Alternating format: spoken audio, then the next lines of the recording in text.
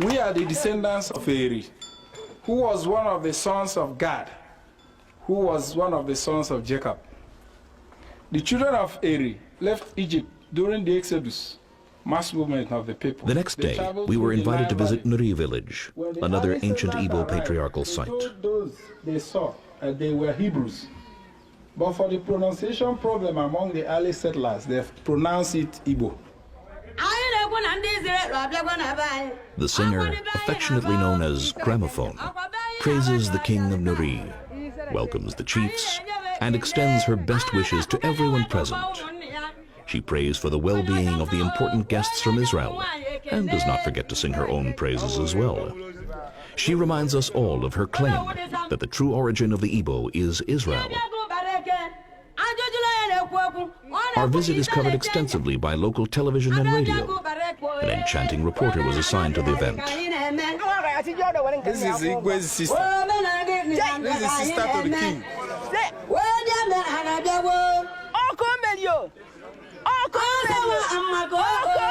The king's sister joins in a spontaneous dance.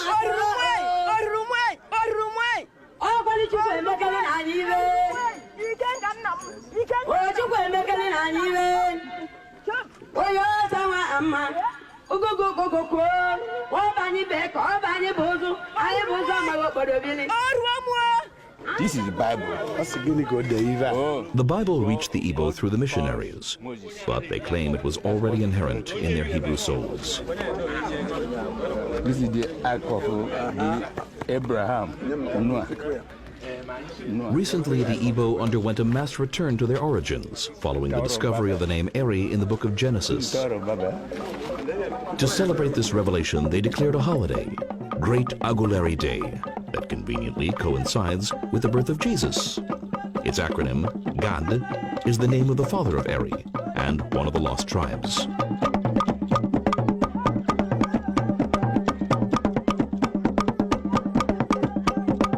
It is more or less feast of Passover being performed here.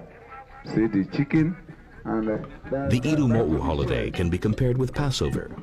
It is observed by extended families who eat a sumptuous meal and offer chickens as sacrifices.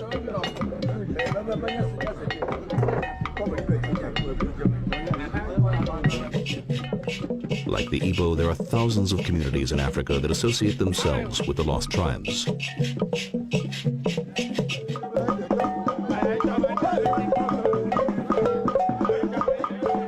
The oral history of this region poses fascinating challenges for conventional historians. Some of the artifacts in this museum reinforce the Igbo's link with the tribes of Israel. But of course, nothing can be determined with certainty. Several Igbo settlements admit that this staff is from the Israelites, and it was the staff that God gave to Moses and the rest of our patriarchs when they were leaving the area.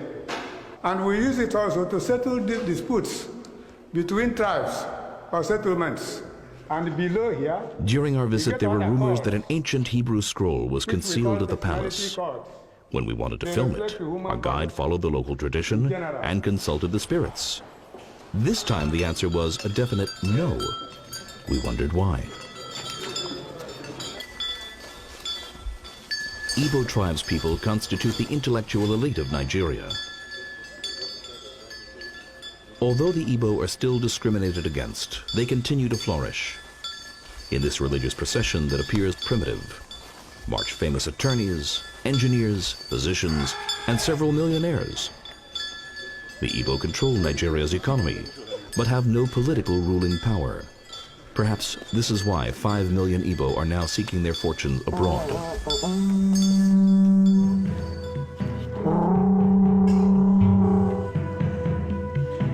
Every member of these seated chieftains has to come with what we call ofo. Ofo is the symbol of truth. You will notice that the ofo is placed on top of leaves. You don't leave it on the ground. This leaf is the leaf of purity. The chiefs purify themselves in preparation for the Ilu Mo'o holiday. This 12-day period is the holiest time of year. Those who are not duly purified are liable to die within the coming year. This is a symbolic chicken. It's made of steel and copper for cleansing offo, to make it holy.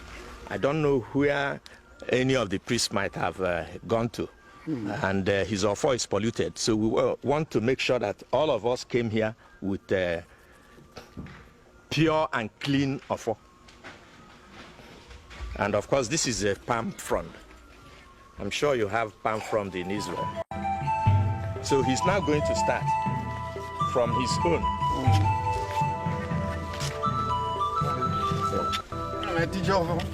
He says he's making the offo holy. If anybody touched this offo while the person is defiled, not pure, whether male or female, may the offo be cleansed for purposes of this garden. This thing must have happened so many years ago. But the wandering Hebrews in the forests, before they came here, still remember to call on the God of Abraham when they want to break kola nut and talk to God. And they don't call him Abraham, they say Chukwu Abiama. Chukwu means God. Abiama is a corruption of Abraham. Chukwu Abiama. This is called Ebo, to keep out evil persons and evil spirits. 12 days to the feast, all married women from the particular compound will come and prepare food for their ancestors.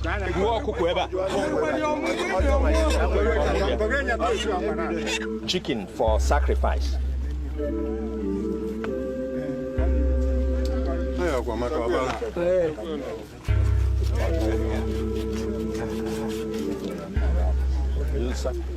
When the Igbo heard that their custom of waving the slaughtered chicken over their heads resembles a Jewish atonement ritual, they became very excited.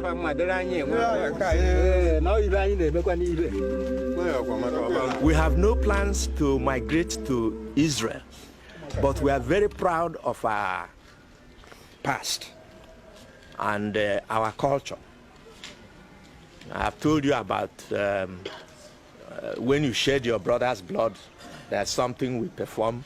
No other people in Igbo land do that.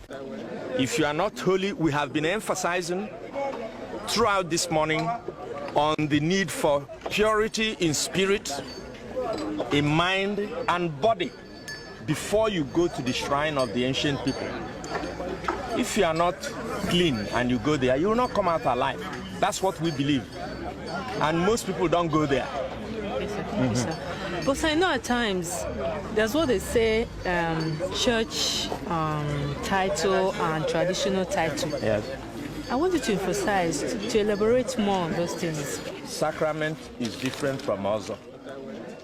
And here in Inri, Ozo is not a sacrament under the Catholic doctrine. And don't forget, before you become Ezen, you must be dead and you resurrect. So all this story in the Bible about death and resurrection is not new to us.